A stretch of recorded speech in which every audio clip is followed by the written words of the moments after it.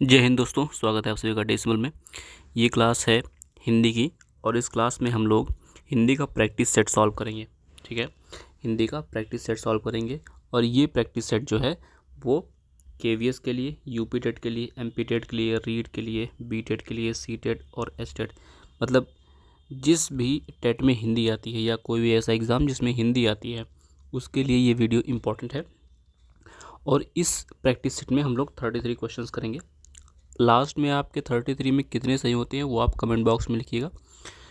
चलिए शुरू करते हैं आज का डिस्कशन।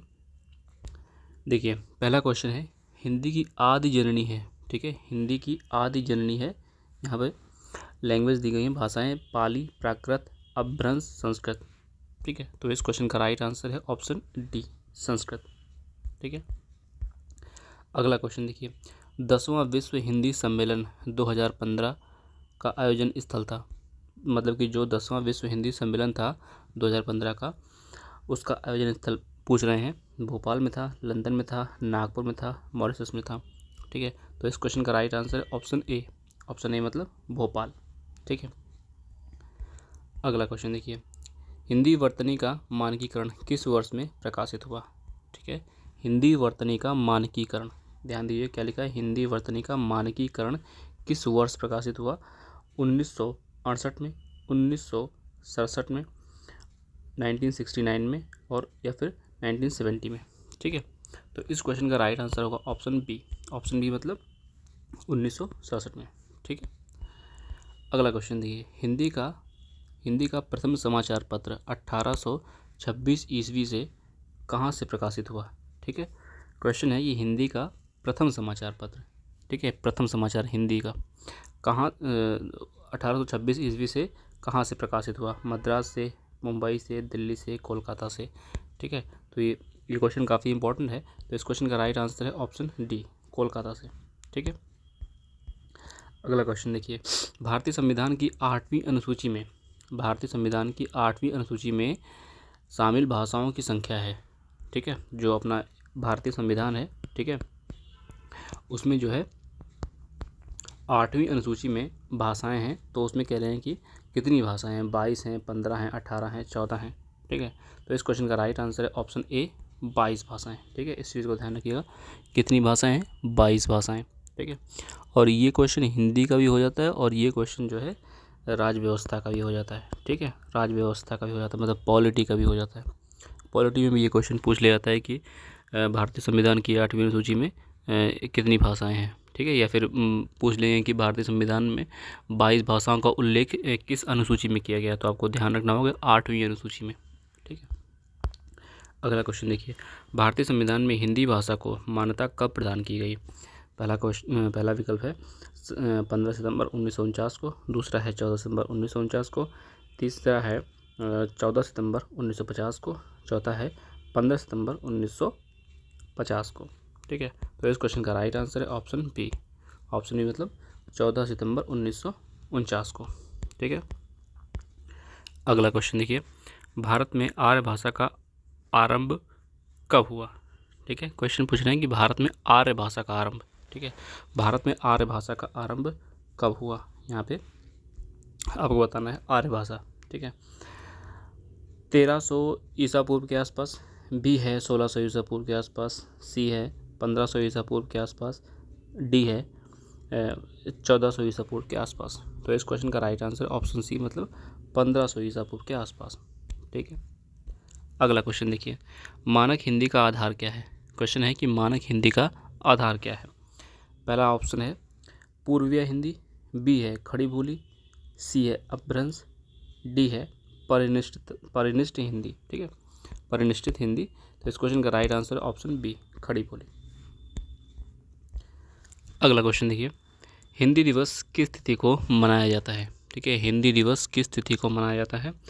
5 सितंबर, 14 नवंबर, 14 सितंबर, 14 अगस्त। ठीक है, तो ये क्वेश्चन बहुत ही सरल है और हर साल मनाया जाता है। तो इस क्वेश्चन का राइट आंसर होगा ऑप्शन सी। ठीक है, 14 सितंबर। ठीक है, अगला क्वेश्चन देखिए, हिंदी भाषा एक किस लिपि में लिखी जाती है। ठीक है, हिंदी भाषा जो है वो किस लिपि में लिखी जाती है। पहला है ब्राह्मी, दूसरा है गुरमुखी, तीसरा है सौराष्ट्री, चौथा है देवनागरी। तो इस क्वेश्चन का राइट आंसर होगा देवनागरी। ठीक है, अगला क्वेश्चन देखिए, पंजाबी की लिपि है, पंजाबी की लिपि है गुरुमुखी, रोमन, देवनागरी, फारसी। ठीक है, पंजाबी जो लिखी जाती है ना पंजाब में, जो पंजाबी है वो पूछ रहे हैं किस में लिखी जाती है। ठीक है, तो इस क्वेश्चन का राइट आंसर है ऑप्शन ए गुरुमुखी। ठीक है, गुरुमुखी। अगला क्वेश्चन देखिए, देवनागरी लिपि मूलतः क्या है? चित्रात्मक, प्रतीकात्मक, अक्षरात्मक, वर्णात्मक। ठीक है, तो इस क्वेश्चन का राइट आंसर है ऑप्शन सी अक्षरात्मक। अगला क्वेश्चन देखिए, देवनागरी लिपि का विकास हुआ। ठीक है, कह रहे हैं कि देवनागरी लिपि का विकास हुआ किससे? ब्राह्मी से, पारसी से, मराठी से, खरोष्टी से। ठीक है, 4 विकल्प हैं। पूछा है कि जो देवनागरी है ना, हिंदी जो लिखी जाती है, इसे हिंदी जो लिखी है, ये जो सब लिखा हुआ है ये देवनागरी में है। ठीक है, तो कह रहे हैं कि देवनागरी लिपि का विकास हुआ किससे? ब्राह्मी से, फारसी से, मराठी से, खरोष्टी से। तो इस क्वेश्चन का राइट आंसर है ऑप्शन ए ब्राह्मी से। ठीक है, अगला क्वेश्चन देखिए, देवनागरी लिपि में स्वर वर्ण की संख्या है। कह रहे हैं कि जो देवनागरी लिपि है उसमें स्वर वर्णों की संख्या है। ये क्वेश्चन बहुत इंपॉर्टेंट है, पूछ लेते हैं। ठीक है, काफ़ी कन्फ्यूजन होती है। ठीक है, तो इसको ज़रूर लिख लो, या फिर बुक में जहाँ में हिंदी पढ़ी हो उसको हाईलाइट कर लो। ठीक है, तो पहला है 14, दूसरा है 11, तीसरा है 13 और चौथा है 12। तो इस क्वेश्चन का राइट आंसर ऑप्शन बी। ठीक है, ऑप्शन बी मतलब कि 11। ठीक है, 11। अगला क्वेश्चन देखिए, कौन सी भाषा देवनागरी लिपि में लिखी जाती है? कौन सी भाषा देवनागरी लिपि में लिखी जाती है? पहली है मराठी, दूसरी है बांग्ला, तीसरी है पंजाबी, चौथी है गुजराती। ठीक है, तो इस क्वेश्चन का राइट आंसर है ऑप्शन ए मराठी। ठीक है, मराठी कभी आप लिखी हुई देखोगे ना तो शब्द सारे ऐसे ही होते हैं। ठीक है, बस वो मराठी लैंग्वेज होती है, वो शब्द ऐसे ही लिखे होते हैं। ठीक है, सारे शब्द यही यूज़ होते हैं, बस वो अपनी लैंग्वेज लिखती है मराठी, तो वो दूसरी तरीके से लैंग्वेज होती है बोलने में, और लिखने में इन्हीं अक्षरों का इस्तेमाल किया जाता है। आप गूगल करके देख सकते हैं मराठी में कुछ चीज़ें। अगला क्वेश्चन देखिए, हिंदी किस परिवार की भाषा है? कह रहे हैं कि हिंदी जो है वो किस परिवार की भाषा है? पहला है पापुई, दूसरी है सामी हामी, तीसरी है काकेसी, चौथी है भारोपी। ठीक है, तो इस क्वेश्चन का राइट आंसर है ऑप्शन डी भारोपी, मतलब कि भारतीय। ठीक है, भारतीय प्लस यूरोपीय। ठीक है, भारतीय प्लस यूरोपीय। तो इस चीज़ का ध्यान रखना, जिससे कि इसमें जो भारतीय प्लस यूरोपीय है, हिस्ट्री की जो किताब है, हिस्ट्री की 6th क्लास की, ठीक है, NCERT। ठीक है, उसमें बहुत अच्छे समझाया गया है कि भारोपी भाषा क्या होती हैं, मतलब कि भारतीय और प्लस यूरोपीय भाषाओं को मिला करके। ठीक है, या भारतीय और यूरोपीय भाषाओं में समानता होती है। ठीक है, तो अगर आप देखना चाहो तो पहले या दूसरे चैप्टर में है। ठीक है, तो वहाँ पे आप जाकर देख सकते हो, 6th क्लास की NCERT डाउनलोड कर लीजिए, वहाँ पे देख सकते हैं भारोपी भाषाएं क्या होती हैं, या फिर हो NCERT तो उसमें देख सकते हैं। ठीक है, अगला क्वेश्चन, मगही किस उपभाषा की बोली है? ठीक है, मगही जो है किस भाषा की उपबोली है? पहला है पश्चिमी हिंदी, बी है बिहारी, सी है पूर्वी हिंदी, डी है राजस्थानी। तो इस क्वेश्चन का राइट आंसर है ऑप्शन बी बिहारी। ठीक है, मगही। अगला क्वेश्चन देखिए, कौरवी भाषा का उदय किससे हुआ है? ठीक है, कौरवी भाषा का उदय किससे हुआ है? पूर्वी हिंदी से, पश्चिमी हिंदी से, अगला है राजस्थानी से, ठीक है, फिर है डी बिहारी से। तो इस क्वेश्चन का राइट आंसर है ऑप्शन बी पश्चिमी हिंदी से। अगला क्वेश्चन देखिए, वर्तमान हिंदी का प्रचलित रूप है। कहना है कि वर्तमान हिंदी का प्रचलित रूप है खड़ी बोली, ब्रज बोली, अवधी, देवनागरी। ठीक है, तो इस क्वेश्चन का राइट आंसर है ऑप्शन ए खड़ी बोली। अगला क्वेश्चन देखिए, दक्षिणी भारत हिंदी प्रचार सभा का मुख्यालय कहाँ स्थित है? कह रहे हैं कि दक्षिणी भारत हिंदी प्रचार सभा का मुख्यालय मैसूर में, बेंगलोर में, हैदराबाद में, चेन्नई में। तो इस क्वेश्चन का राइट आंसर ऑप्शन डी। ठीक है, चेन्नई में। देखिए अगला क्वेश्चन 21वां नंबर है, निम्नलिखित में से कौन सी भाषा संस्कृत भाषा का अपभ्रंश है? कह रहे हैं कि कौन सी भाषा संस्कृत भाषा का अपभ्रंश है? ब्रज भाषा, अवधी, पाली, खड़ी बोली। तो इस क्वेश्चन का right answer option C, option C मतलब पाली। ठीक है, अगला क्वेश्चन देखिए, हिंदी भाषा की उत्पत्ति हुई है? ठीक है, हिंदी भाषा की उत्पत्ति हुई है। पहला ऑप्शन है शौर सेनी अपभ्रंश से, बी है प्राकृत से, सी है वैदिक संस्कृत से, डी है लौकिक संस्कृत से। तो इस क्वेश्चन का राइट आंसर है ऑप्शन ए। ऑप्शन ए मतलब शौर सैनी अपभ्रंश से। क्वेश्चन काफ़ी इंपॉर्टेंट है ये, ठीक है। अगला क्वेश्चन देखिए, पश्चिमी हिंदी की कितनी बोलियां हैं? पश्चिमी हिंदी की कितनी बोलियां हैं? ध्यान दीजिए, पश्चिमी हिंदी की बात करें, कितनी बोलियां हैं? 5, 2, 3, 6, ठीक है। तो इस क्वेश्चन का राइट आंसर ऑप्शन ए मतलब 5। अगला क्वेश्चन देखिए 24 नंबर, टकसाली भाषा किसे कहते हैं? क्वेश्चन है कि टकसाली भाषा किसे कहते हैं? परिनिष्ठित भाषा को, बी है कृत्रिम भाषा को, सी है संस्कृत निष्ठ भाषा को, डी है ग्रामीण भाषा को। तो इस क्वेश्चन का राइट आंसर है ऑप्शन ए, ठीक है, परिनिष्ठित भाषा को।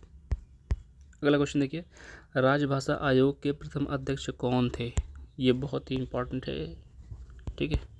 राजभाषा आयोग के प्रथम अध्यक्ष कौन थे? पहला है काका साहेब कालेलकर, बी है बाल गंगाधर तिलक, सी है बाल गंगाधर खेर, ठीक है, डी है मुंशी अयंगर। तो इस क्वेश्चन का राइट आंसर है ऑप्शन सी, बाल गंगाधर खेर। अगला क्वेश्चन देखिए, ग्वालियर की बोली है, ग्वालियर की बोली है कन्नौजी, खड़ी बोली, ब्रजभाषा, बुंदेली। तो इस क्वेश्चन का right answer option D, Bundeli. अगला क्वेश्चन देखिए, कन्नौजी हिंदी की किस भाषा कन्नौजी हिंदी की किस उपभाषा की एक बोली है? कह रहे हैं कि जो कन्नौजी है वो हिंदी की किस भाषा की एक उपबोली है? पहाड़ी हिंदी, राजस्थानी हिंदी, पश्चिमी हिंदी, पूर्वी हिंदी। तो इस क्वेश्चन का right answer option B, Rajasthani Hindi, ठीक है। कन्नौजी हिंदी की किस भाषा की उपभाषा है? ध्यान रखिएगा, राजस्थानी। अगला क्वेश्चन, भारतीय संविधान के किन अनुच्छेदों में जो है राजभाषा संबंधी प्रावधानों का उल्लेख है? ठीक है, ये इंडियन कॉन्स्टिट्यूशन से पूछ रहे हैं कि भारतीय संविधान के किन अनुच्छेदों में राजभाषा संबंधित प्रावधानों का उल्लेख है? पहला है 300, अनुच्छेद 334 से 353 तक, बी है अनुच्छेद 215 से 335 तक, सी है अनुच्छेद 315 से 330 तक, डी है अनुच्छेद 343 से 351 तक। तो इस क्वेश्चन का राइट आंसर है ऑप्शन डी, अनुच्छेद 343 से 351 तक। अगला क्वेश्चन देखिए, भाषा के आधार पर भारतीय राज्यों की पुनः संरचना की गई। ठीक है, कह रहे हैं कि भाषा के आधार पर भारतीय राज्यों की पुनः संरचना की गई 1956 में, 1954 में, 1952 में, 1953 में। ठीक है, तो इस क्वेश्चन का राइट आंसर ऑप्शन ए, ठीक है, 1956 में भाषा के आधार पर भारतीय राज्यों की पुनः संरचना। ठीक है, बताइए पहला राज्य कौन सा था? आप कमेंट में ले सकते हैं। अगला क्वेश्चन है, किस तिथि को हिंदी को राजभाषा बनाने का निर्णय लिया गया? 14 सितंबर 1950 को, 14 सितंबर 1948 को, 15 सितंबर 1947 को, और डी है 20 सितंबर 1946 को। तो इस क्वेश्चन का राइट आंसर है ऑप्शन बी, जो इसको मान्यता मिली है वो 14 सितंबर 1949 ईस्वी को, पूरे 1 साल बाद। ठीक है, अगला क्वेश्चन देखिए, कन्नड़ का संबंध किस भाषा परिवार से है? भारोपी भाषा परिवार से, देव भाषा परिवार से, द्रविड़ भाषा परिवार से, आर्य भाषा परिवार से। ठीक है, तो इस क्वेश्चन का right answer option C, Dravid भाषा परिवार से। अगला क्वेश्चन, संविधान के अनुच्छेद 351 में किस विषय का उल्लेख है? कह रहे हैं कि संविधान के अनुच्छेद 351 में किस विषय का उल्लेख है? हिंदी के विकास के लिए निर्देश, बी है पत्राचार की भाषा, सी है संघ की राजभाषा, डी है उच्चतम न्यायालय की भाषा। तो इस क्वेश्चन का राइट आंसर है ऑप्शन ए। ऑप्शन ए मतलब हिंदी के विकास के लिए निर्देश। लास्ट क्वेश्चन है, भारतवर्ष में हिंदी को किस वर्ग में रखा गया है? पहला है राष्ट्रभाषा, बी है राजभाषा, सी है तकनीकी भाषा, डी इनमें से कोई नहीं। ये बहुत ही इम्पॉर्टेंट क्वेश्चन हो जाता है। ठीक है, तो इस क्वेश्चन का राइट आंसर ऑप्शन बी, राजभाषा। ठीक है, राजभाषा। ये 33 क्वेश्चंस थे। ठीक है, 33 क्वेश्चंस थे। आपके कितने सही हुए हैं आप कमेंट बॉक्स में लिख सकते हैं। और अगर आप यूपी टेट की तैयारी कर रहे हैं या सी टेट की तैयारी कर रहे हैं तो यहाँ पर बहुत सारी वीडियोस पड़ी हुई हैं, उनको आप देख सकते हैं। और कोई क्वेश्चन हो तो आप कमेंट बॉक्स में लिख सकते हैं। मिलते हैं नेक्स्ट वीडियो में, तब तक के लिए धन्यवाद।